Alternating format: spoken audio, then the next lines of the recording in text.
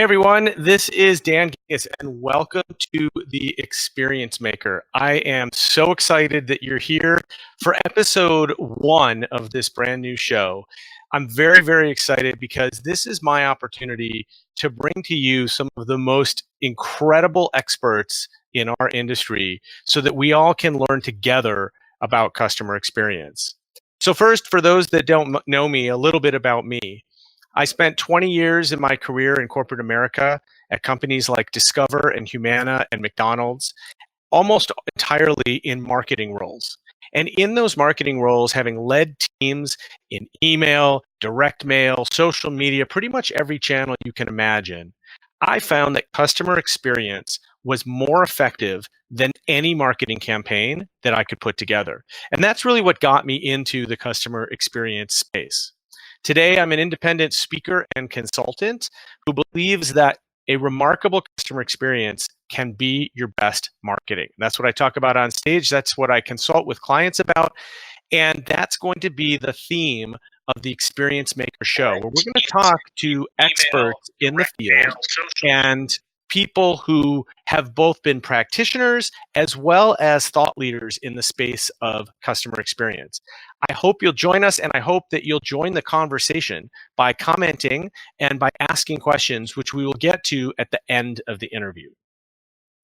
And now I would like to introduce my very first guest, a close friend of mine and one of the smartest women that I know, one of the smartest people that I know in the world, Mary Drumond, who is the Chief Marketing Officer of WorthX. Mary, welcome to the Experience Maker. I'm so happy that I'm your very first guest. What an honor. Chris, well, I beat you, Chris. I'm first. Somebody had to be number one, and I appreciate you being the guinea pig, Mary. I really do. So tell our viewers a little bit about WorthX. WorthX is a survey platform. We do surveys, but we're really, really cool, and we're amazing, and that's what makes us different. And we're trying to kind of fix the way that surveys are done in general, not only how people answer surveys, but how companies are able to collect that data and extract valuable and actionable insight from that data. So what you have nowadays is really clunky, heavy surveys, basically a digitized version of pen and paper surveys that have been around for like literally 100 years. So we kind of revolutionized that. We're not doing that. We're doing something entirely different. We built an amazing survey using machine learning and natural language processing. And what we're focused on is truly being able to tell companies why their customers buy. So understanding customer decisions, understanding why people choose to go to you and not to your competitors, and why they choose to rebuy, stay loyal, or even churn. So that's what we explain. And it's pretty awesome. You should check us out, worthx.com. So, Mary, tell us a little bit about, you talked about how we typically see surveys. So we often, whether we're online or whether we're at a car dealership or whatever, we're always being asked to take surveys. Give me a perfect 10 so I can get a bonus. Tell me what's wrong with those surveys and tell me what WorthX does that gives better feedback to a company. Well, I think the first thing we have to say is that there's some pretty cool surveys out there. There are companies that are doing a great job, and there are awesome metrics that have really been pivotal in bringing this market into what it is today, where if you think about it, okay, God damn it, every time, sorry, can I say that? Every time I do any sort of service or buy any sort of product, I get a survey. Okay, I understand that it might be annoying, but think of it this way. A couple of years ago, companies weren't even asking. So they didn't even have the possibility to dialogue with customers the way they are today. So there are a lot of players in the market that have made this possible, right? You get recommendation potential, you get satisfaction, and companies truly have a lot more insight on what customers are thinking and how they feel and whether or not they're satisfied with the value proposition companies are offering. But there are still some very essential aspects to voice of customer surveys that are lacking. So, for example, we've got a lot of big brands out there that totally tanked, even though their customer experience metrics were really, really high. So, some of my favorite examples are BlackBerry, whose customer satisfaction rates were at their very highest in 2009, which is the year that they were absolutely obliterated. The same goes for a lot of other big companies out there that had really, really high metrics, but were performing very, very poorly. So there is a huge gap in what metrics are able to deliver nowadays versus the results that companies are having and the idea of loyalty. So that's something that we all know. There's maybe a correlation, but it's difficult to prove to actually associate customer satisfaction or their recommendation potential with their likelihood to rebuy and stay loyal. So we try to fix that by truly explaining the decision, which for us is the most important moment of the customer journey because it's the part that has the money. It's the part where the customer actually takes the money out of their pocket and gives it to the company. So that's why we positioned ourselves at the decision, because we believe that that is the true definer of whether a company is worth it or not. If you're worth it to your consumer, your price won't matter. Nothing will be important because the cost benefit analysis will have already been made in their mind and they'll have made that conclusion that you're worth it. Now, if they decide that you're not worth it, don't you want to know? And don't you want to know where they're going and who is worth it? So that's what we do. Exactly. I think that's what's really cool is this concept of being worth it. And I want to talk about a little broadly outside of your outside of your platform. I want to talk a little bit about what makes an experience worth it and what makes an experience truly memorable and frankly a differentiator. I mean, one of the things that I love to say is that in today's world, it's really difficult to compete on price. In fact, it's a loser's game. Just go ask the gas station that's got its competitor across the street charging gas for the same amount of money. It's also difficult to compete on product because even some of the most innovative products like Uber have been more or less copied or perhaps even bettered, that's debatable, by other companies like Lyft. So what's left is experience. And if you're measuring the worthiness of the experience, what are some of the things that contribute to that? Well, we think of the experience as a whole, divided into decision drivers. So it's the different perceptions and the interactions that customers have with your brand. So a lot of people believe that customer service is the most important aspect of the experience. It is for some companies. Some companies thrive. Chewy is our favorite example, Dan, to talk about a company that thrives because of their customer service, right? So for a brand like Chewy, service is really, really important, especially because they're not competing based on price. They're actually even a little bit more expensive than some of their competitors. And quality also isn't really a thing because they're selling the same dog food that everybody else is selling. So what makes Chewy worth it to their customers? Well, we like to believe that it is that special treatment where they go above and beyond, not only for their customers, but for the pets that consume their products.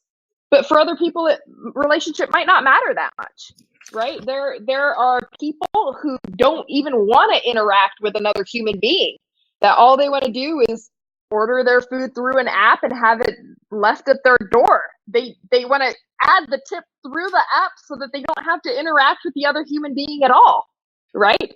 For that person, relationship might not be as important as maybe the speed in which their product is delivered or the price, right?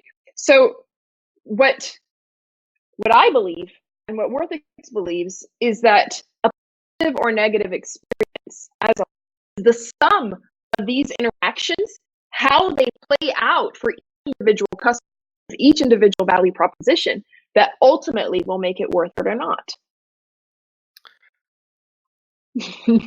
Gotcha.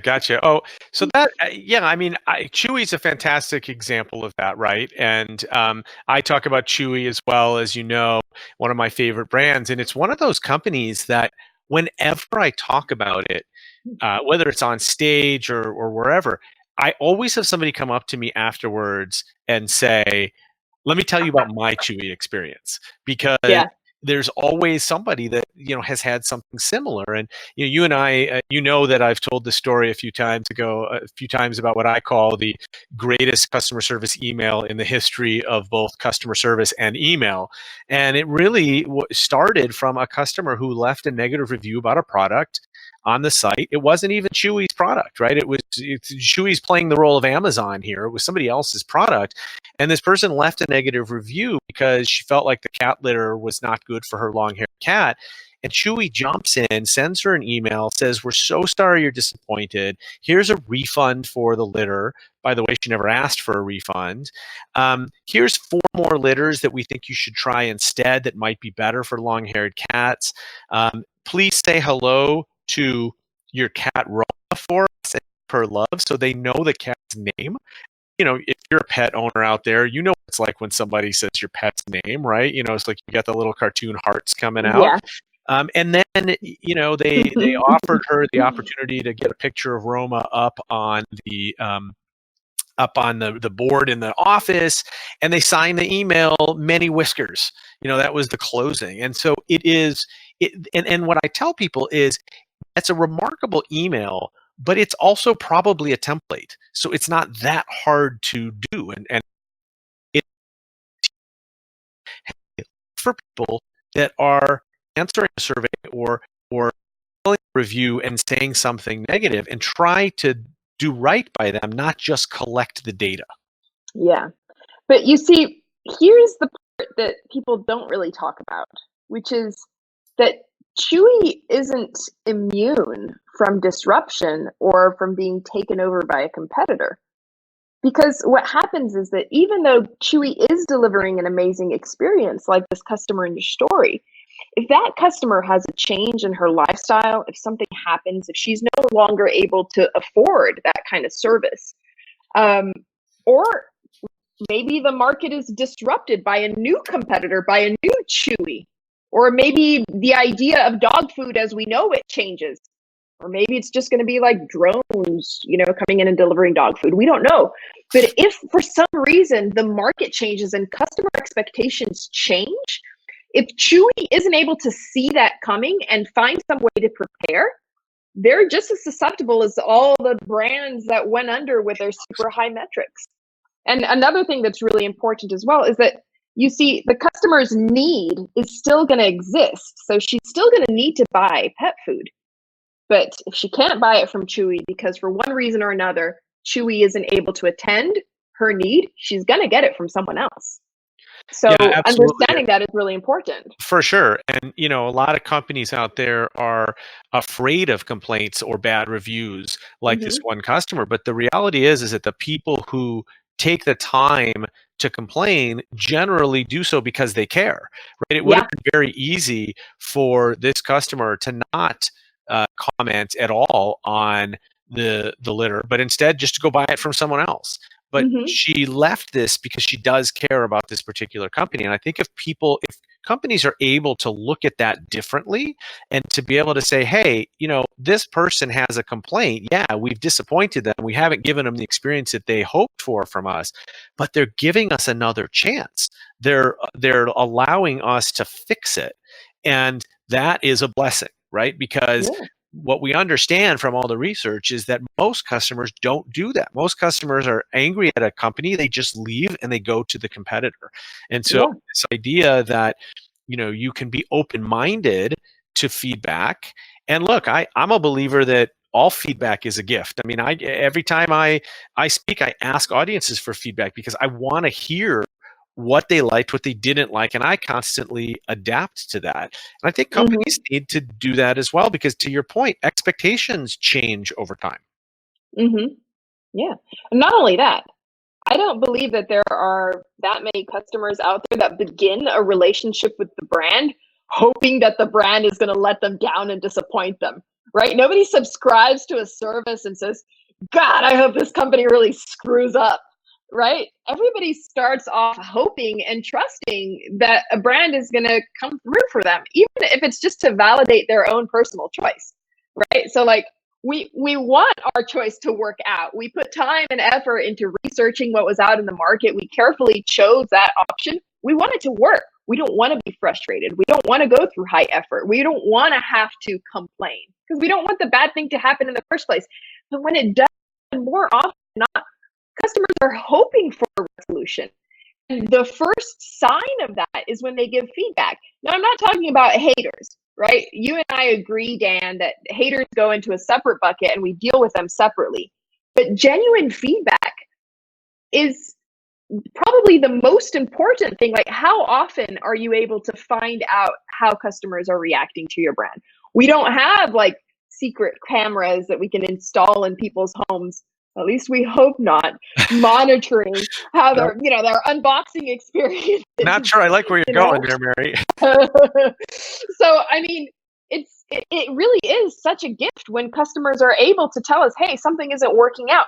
But the truth is that I think in general, people feel bad about complaining. I feel bad complaining even with brands that I have a personal relationship with, So in my position, I'm a company and I hire a platform that provides me with service. And I know the founders and I have a personal relationship with them. When something goes wrong on the platform and I want to give feedback, I'm so sorry, something, and like I'm apologizing for giving feedback. And on the other side, they're like, oh my God, why are you freaking? We're so grateful.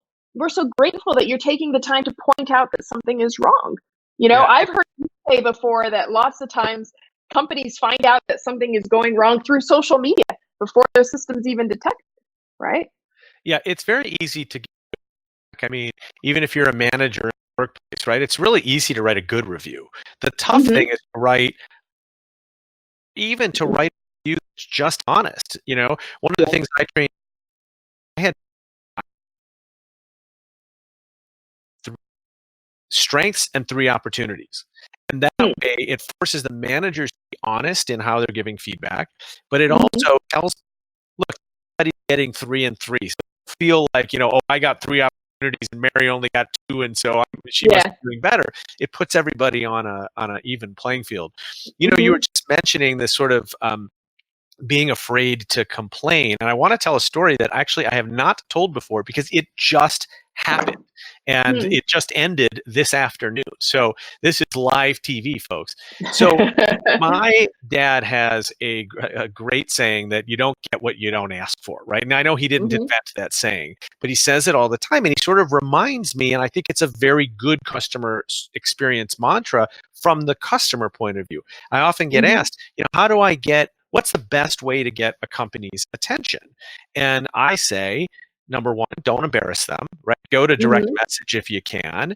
Be polite. Know that there's a human being on the other end, but also don't be afraid to ask for what you want because you don't get what you don't ask for. So I have a set of luggage from Kenneth Cole Reaction. Kenneth Cole is one of my favorite brands. I wear their shoes and I love the luggage. Well, one of the pieces of luggage cracked, and it was a pretty sizable crack. It was about a baseball size crack in the bottom. I remembered that Kenneth Cole offers a lifetime warranty. So I was like, all right, let's see what happens, right? So I go on their site and I fill out a little form. The first thing they do is refer me to a manufacturer because they don't manufacture the bags themselves. And I'm like, sounds like the beginning of a runaround. Let's see what happens. Well, I email the manufacturer. They write me back very quickly and they say, look, we need you to take a little picture of a tag inside and then take a picture of the damage. That's it. No receipt, nothing like that. I did that. They wrote back almost immediately, this is on email, and said, we're going to send you out a new bag. It's on its way. Today, I get the box mail from UPS. Mary, they sent me a set of 3 new bags of 3 different sizes. The one that I had damaged was the small one. I got a small, medium, and large one that they sent me. And so I'm thinking to myself, not only have they resolved my problem in a fairly effortless way, but they've gone above and beyond for a customer that they know is loyal because I've had the bag for a while. And I told them in the email that I love the luggage. But now I'm left. I started with a problem, and I'm now left loving this brand more than I ever did before because they surprised me and sent me an entire set of luggage. And I'm thinking about this, and what I was realizing was they probably don't actually sell my one small bag independently. Like, as when I bought it, it was part of a set. Right. Send me this, but I felt that it Mhm. was a really awesome gesture. And it's this whole my first email to them was less than a week ago, and today I've got a new set of 3 pieces of luggage. Kenneth Cole, that's my luggage for the rest of my life. Yeah, absolutely. Can I tell a story? It's Of funny. course, we love stories here. I bought a Roomba.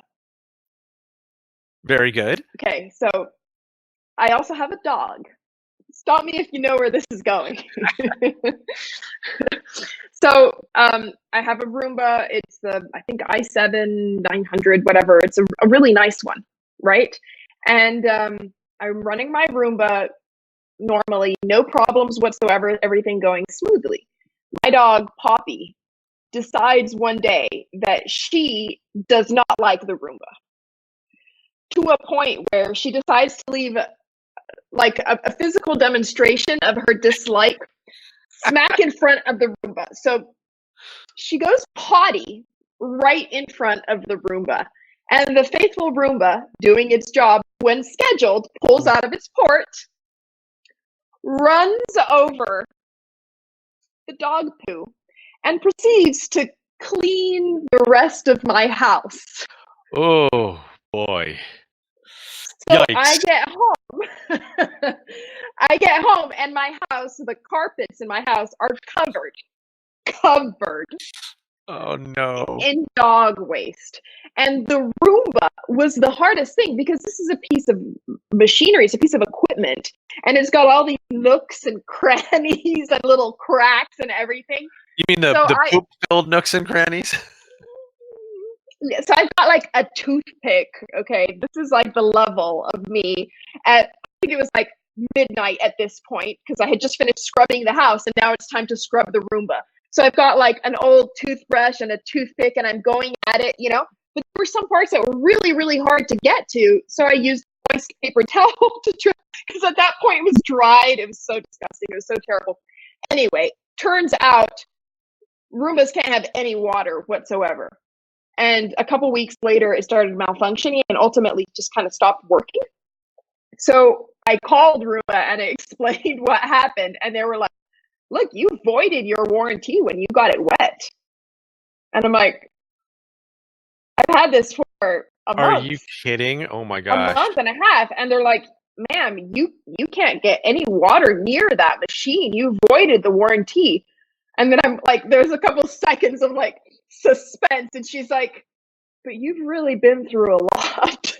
Oh. I was about to Like, say, I'm packing that poop-filled Roomba up and sending it to them if they're not doing anything to help me. Roomba sent me a brand new Roomba, That's great. brand That's new, awesome. in the mail. Good end to the story. I was a little worried there. Yeah, but see, you see, there you go. They had no obligation to send me a new Roomba, you know, and have me return the poop-filled Roomba to them, you know. But at that moment, I think they saw an opportunity. They're Yeah. like, you know, this woman likes her product. She's happy with the product, and something just went horribly, horribly wrong, you know. But they really did do a lot when it came to loyalty, because they really did, you know, um, create that emotional connection with me in a moment of need, Yeah. and come through, you know? Yeah. So yay. So Mary, we've only got about 5 minutes. I want to encourage anybody that has a question for Mary to leave it in the comments. There's a couple of great comments here from my one of my oldest friends in the world. Seth Troy is watching, and he says, Kenneth Cole, taking the risk that your future business or advertising is worth more than the production and mailing cost of the bag. Sometimes it's hard to know which situations and people are worth it. Absolutely true. And, you know, obviously with social media, sometimes you can look somebody up and see if they have any influence. But I tend to recommend to companies that they don't do that and to instead focus on the actual customer and kind of get a gauge for whether this is somebody who is a fan or not. Now, I did say in my email that I really liked their luggage. I was trying to butter them up a little bit. I guess that worked. But I think that's a really good point. And Chris Strub, who you mentioned earlier on, is watching, and he LOL'd your story, saying it was the ultimate Roomba fail. But I would argue that it was also the ultimate Roomba recovery, which is Absolutely. great, right? I mean, can you imagine? And by the way, I do want to encourage people to go and subscribe to the WorthX blog, because Mary writes for it quite often and is one of the best writers out there on customer experience. Can you imagine you detailing that story when there's no happy ending? That is just not Can you going to. imagine? So, but that's the thing. Like, at the same time, they didn't have any idea that I write customer experience posts. They were just taking care of their customers, right? Exactly. And you know what? And it's also important to note that in your particular case, you were a brand new customer. So, I mean, if they basically tell you you're hosed after 3 weeks, I mean, what do you think's going to happen, right? I mean, the brand new customer just becomes a brand new former customer.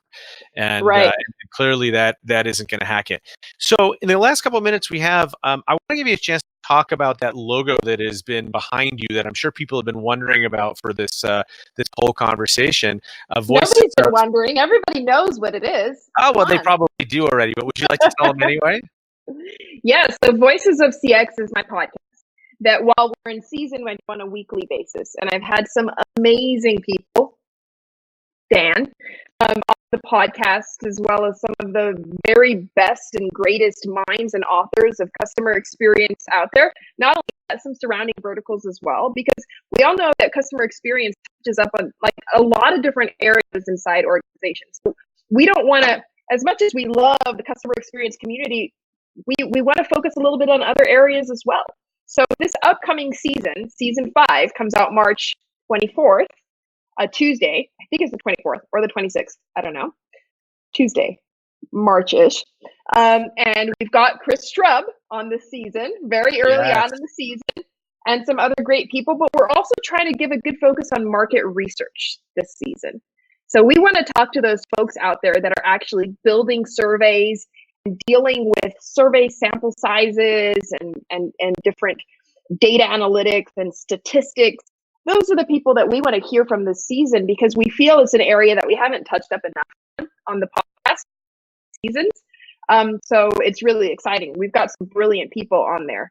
One of my favorite episodes so far has been with Joe Pine, the author of the book Experience Economy. And he was on the podcast for the second time. And we talked a lot about the CXO role inside of companies and what that means, because a lot of people have that question. It's a brand new role and it's a really important one. So he talks about that as well. And so I encourage and recommend everybody to give us a subscribe, because it is absolutely the best customer experience podcast out there after Dan's podcast experiences. Well, thank you for that last plug. I appreciate it. But yes, definitely check out Voices of CX. I have been a guest on it, and that was a lot of fun. But I'm also a listener, and it's a terrific podcast. So, Mary, I want to thank you so much because, as I said before, somebody had to be the guinea pig to be guest number 1 on episode number 1 of the Experience Maker, and I so appreciate it. I love talking with you, whether it's just a random phone call or when we got to see each other in person a week or so ago, or right here on LinkedIn Live. I always learn something from you and have fun doing it. So thank you so much. Awesome. I'm always game for these adventures, Dan. And also, thank you to everybody who watched and who listened. This is going to be a weekly show. We're going to be on every Thursday at 4 p.m. Eastern, right here on LinkedIn Live. And I will tell you, even I was surprised when I put the word out to people in the industry that I wanted to get some great guests for this show. I have had people sign up for every single Thursday through mid-June already. So I have a calendar chock full of amazing guests just like Mary, and we will be here for a half an hour every week. Please join us. Tell your friends, tell your colleagues, and thank you so much for tuning in. And as with everything, if you have feedback on what you thought today, please let me know. You can leave feedback on LinkedIn, or you can email me at dan@dangingiss.com. Thank you so much, and we will see you next week on The Experience Maker.